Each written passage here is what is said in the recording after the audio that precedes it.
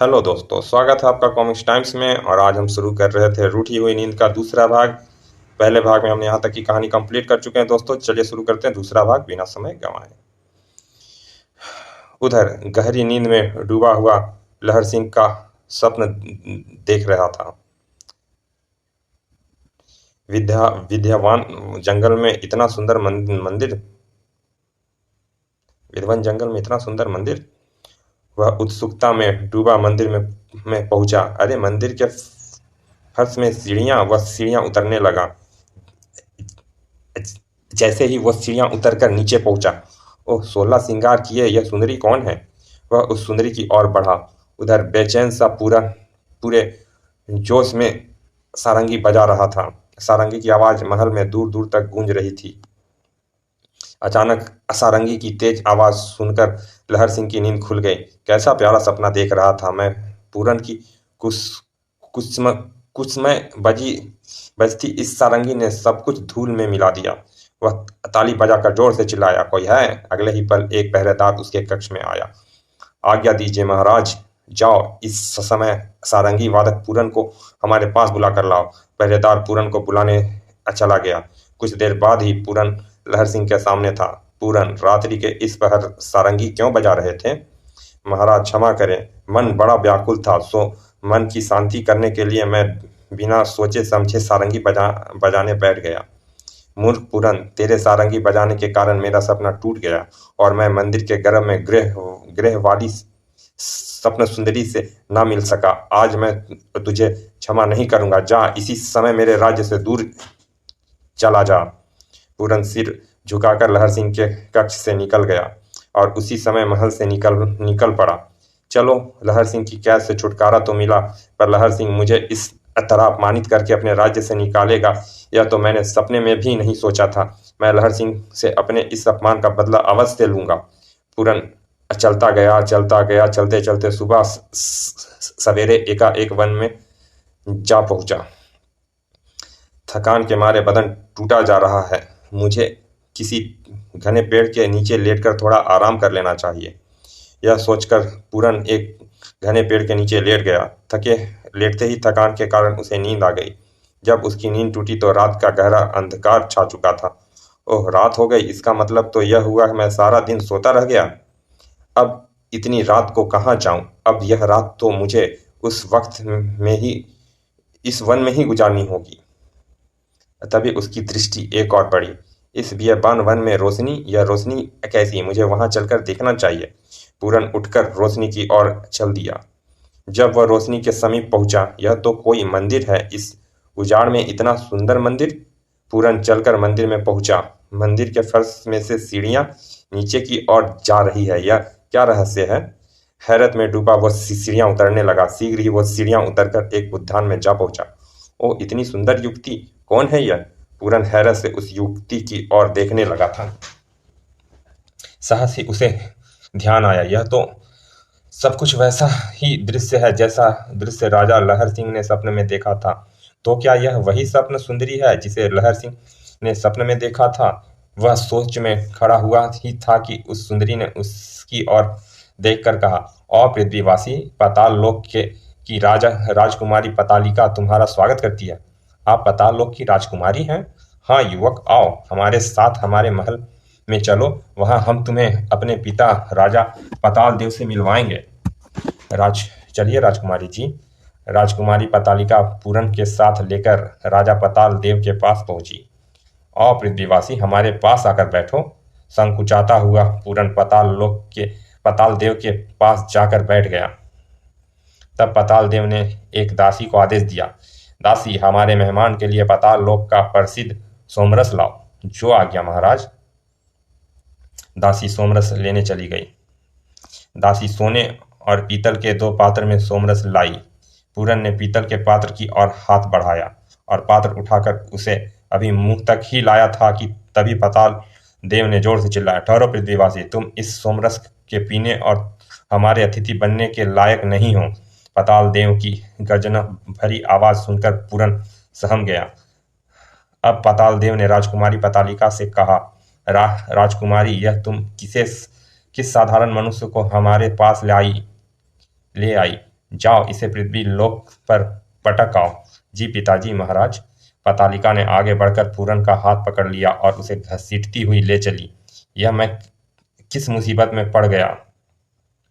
पतालिका उसे घसीटती हुई मंदिर के बाहर तक ले आई।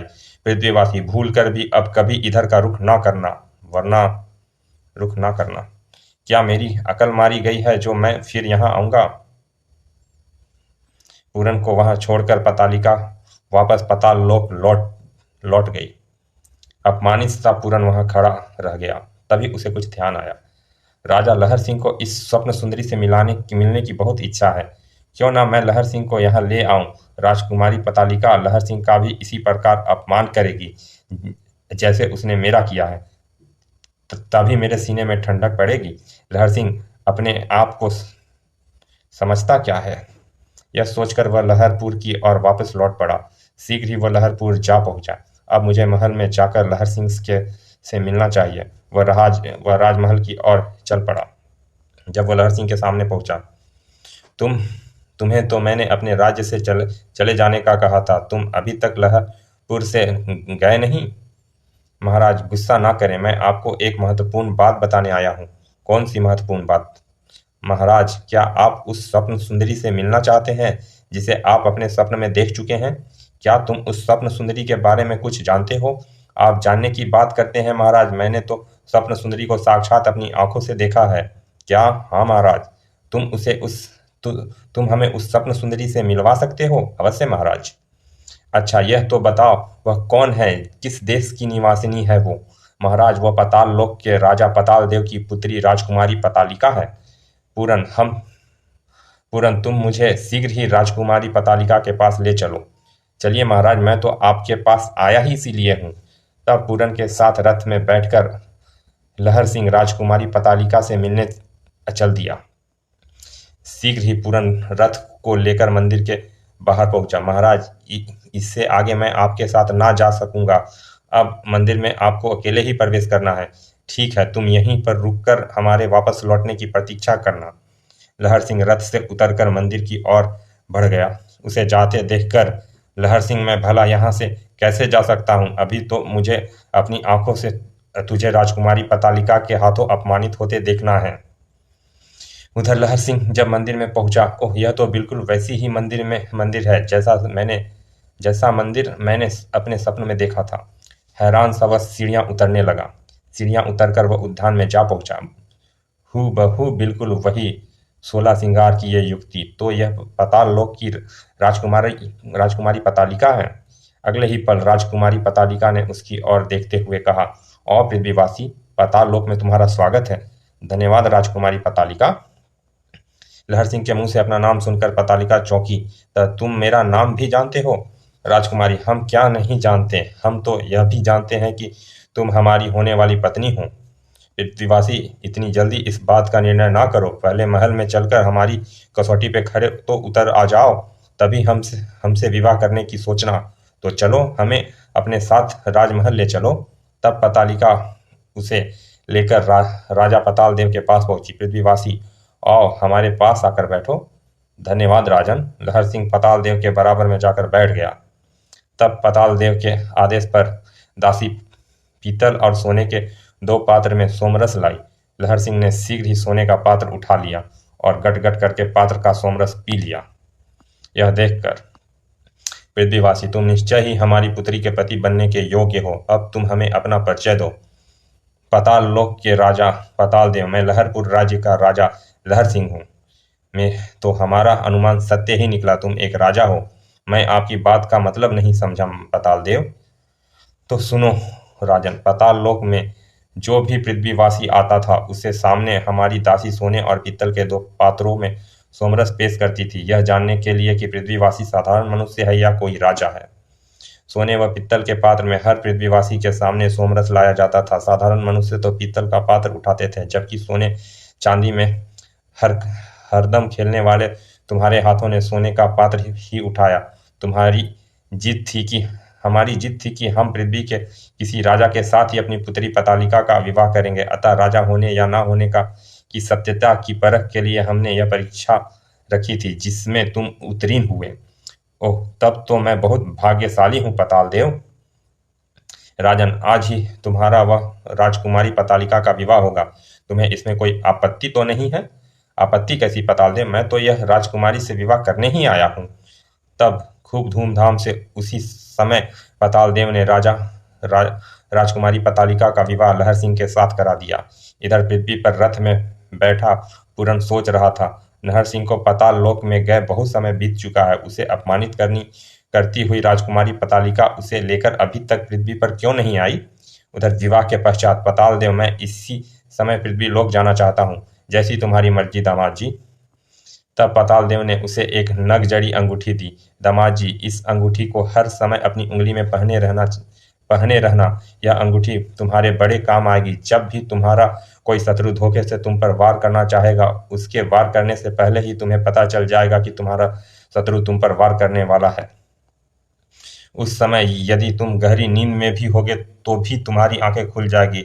जब भी तुम्हारा कोई शत्रु तुम्हें मारना चाहेगा, तभी इस अंगूठी का नग हरे रंग के बदले लाल रंग में परिवर्तित हो जाएगा।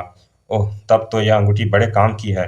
लहर सिंह ने उसी समय अंगूठी उंगली में पहन ली। तत्पश्चात, अब हमें जाने की आज्ञा दीजिए पताल देव। पताल देव ने भरे हृदय से राजकुमारी पतालिका व लहर सिंह को विदा किया। जैसे ही लहर सिंह व पतालिका पृथ्वी पर पहुंचे, यह मैं क्या देख रहा हूँ? राजकुमारी पतालिका लहर सिंह के साथ वधु वेश में संकुचित शर्माती इधर ही बढ़ी चली आ रही है। लहर सिंह उसके पास जाकर बोला, पूरन सिंह, हम तुमसे बहुत खुश हैं। तुम्हारे कारण ही राजकुमारी पतालिका हमें मिल सकी है। ना तुम हमें यहाँ लेकर आते, ना हमारा पतालिका के साथ विवाह होता, तो राजकुमारी पतालिका के लहर सिंह के साथ विवाह कर लिया। यह तो पासा उल्टा पड़ गया। उधर लहर सिंह उससे बोल उठा, पूरन, हम तुमसे खुश होकर तुम्हें फिर कलशपुरी का राजा बनाते हैं। धन्यवाद राजन। जाओ, अब आओ, अब यहाँ से चलिए राजन। तब रथ वहां से लहरपुर की ओर चल पड़ा। रथ में सारथी के स्थान पर बैठा पूरन सोच रहा था, लहर सिंह से मैं बदला अवश्य लूंगा। दोपहर को जब रथ बीच वन में पहुंचा, महाराज, आप और रानी जी लंबी यात्रा के कारण थक गए होंगे। यहाँ कुछ देर रुककर आप दोनों विश्राम कर लीजिए, तब आगे बढ़ेंगे। ठीक है पूरन, मैं और पतालिका थोड़ी देर पेड़ के नीचे लेटकर विश्राम कर लेते हैं। तुम जाकर हमारी चौकसी करना। रथ से उतरकर लहर सिंह व पतालिका एक पेड़ के नीचे लेटकर विश्राम करने लगे। मंद मंद हवा चल रही थी, अतः दोनों की शीघ्र ही आंख लग गई। उन्हें सोया देखकर यह बड़ा अच्छा मौका हाथ लगा है। दोनों सोए हुए हैं, अब मैं शीघ्र ही दोनों को मौत के घाट उतार दूं। सोचते हुए पूरन का हाथ अपनी कटार की ओर बढ़ा। तभी अकस्मात ही लहर सिंह की नींद खुल गई और ओह, अंगूठी का नग रंग बदल चुका है। अगले ही पल जैसे उसकी नजर अपने ऊपर झुके पूरन पर पड़ी। ओह पूरन, तुम हमें मारना चाहते हो? हाँ लहर सिंह, अब तू मरने के लिए तैयार हो जा। आज मैं तुझे मारकर ही रहूंगा। अचानक पतालिका को जैसे होश आया, उसने अपनी कटार निकाली और पीछे से पूरन पर वार कर दिया। विश्वासघाती, तेरी यही सजा है। पूरन